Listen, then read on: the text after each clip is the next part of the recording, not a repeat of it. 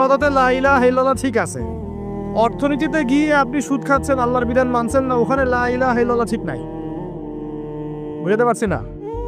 জীবনের সব ক্ষেত্রেই লা ইলাহা ইল্লাল্লাহ আনতে হবে, তারপরে তো হবে লা ইলাহা ইল্লাল্লাহর কায়েম। ব্যাপারটা তো হইল না কিছু। 2 নাম্বার, মুহাম্মদ রাসূলুল্লাহ মানে আপনি অন্যের মন গড়া কোনো আদর্শ, দর্শন, সুন্নাত ফলো করতে পারবেন না। আপনাকে মুহাম্মদ সাল্লাল্লাহু আলাইহি ওয়াসাল্লামকেই রোল মডেল মানতে হবে। এর নাম মুহাম্মদ রাসূলুল্লাহ। যদি কেউ মুহাম্মদ রাসূলুল্লাহ বলে অন্য কাউকে তার আদর্শ মেনে চলে, তাহলে মুহাম্মদ রাসূলুল্লাহ কেটে গেছে। এখানে একই কথা, নামাজে দাঁড়িয়েছেন রাসূলের মতো নামাজ পড়ছেন মাশাআল্লাহ, রোজা করছেন রাসূলের মতো, হজ উমরা সব রাসূলের তরিকায় হচ্ছে, তাসবিহ তাহলিল সব রাসূলের তরিকায় হচ্ছে, অর্থনীতিতে গিয়ে আর রাসূলের তরিকা চলে না, তাহলে এখানে আর মুহাম্মদ রাসূলুল্লাহ থাকলো না।